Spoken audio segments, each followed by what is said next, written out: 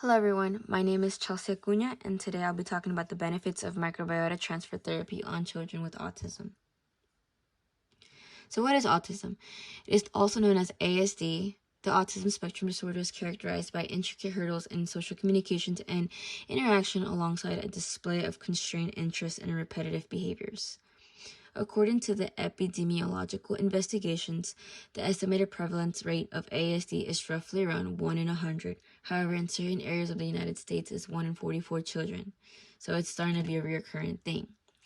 The etiology of ASD remains unknown. A multitude of elements encompassing genetics, prenatal and perinatal circumstances, environmental impact, social determinants, and family interplay are implicated in this. Despite the many interventions accessible for ASD, for autism, reinforcing rehabilitative training, therapy, and medications, these methods frequently prove insufficient in attaining the sought-after curative results. So no cure yet. For background, a microbiome is a community of microbes that live in a certain area. In this case, we're going to be talking about the gut. And here we see all the types of microbes. So here in a normal, healthy function body or gut, we have eubiosis, which is the prevalence of non-pathogenic bacteria and its normal tight junctions.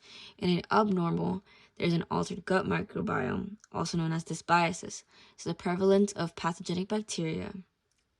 And then mostly children with autism have more bad microbes than good. And it is also known that children with autism tend to have a poor gut lining, which can allow toxins into their blood, causing a leaky gut.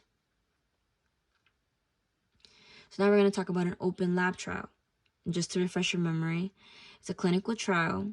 Both the researcher and participants know which drug or other interventions is being given to them. So in the experiment, the goal was to find a potential route to improve gastrointestinal and behavioral symptoms in children with autism. They thought that a fecal microbiota could transform the dysbiotic gut microbiome towards a healthy one by delivering a large number of commensal microbes from a healthy person or healthy one. They recruited 18 participants from 5 to 17 years old, and these participants have autism and GI issues, which they're chronic. So they plan to use a microbiota transfer therapy, and it's the combination of antibiotics.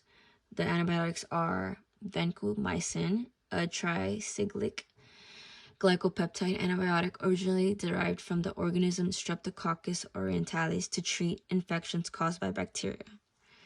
And then followed by a bowel cleanse, and then a high dose of fecal matter transplant. And this is the most effective therapy to treat recurrent Clostridium difficile infection as well as other treatments. And then 7 to 8 weeks of daily maintenance using stomach acid suppressants. So it consists of week 0, which is the baseline. This is where the activation of the microbiota transfer therapy.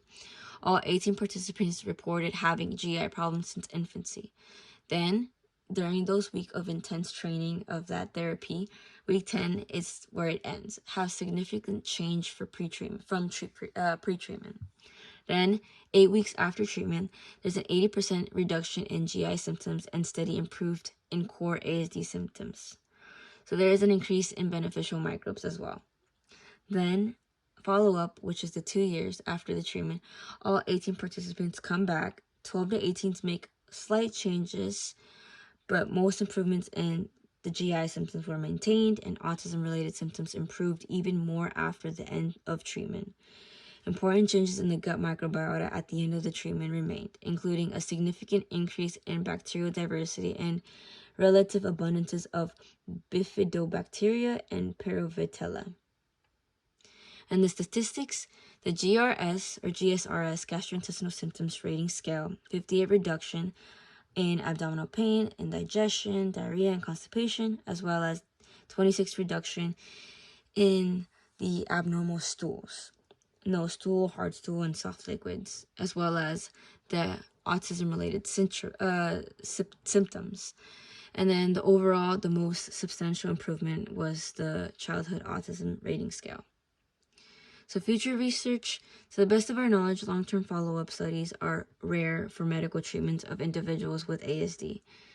Despite the improvements over the 2 years, the original clinical trial and current follow-up study are open label trials without a control for a placebo effect.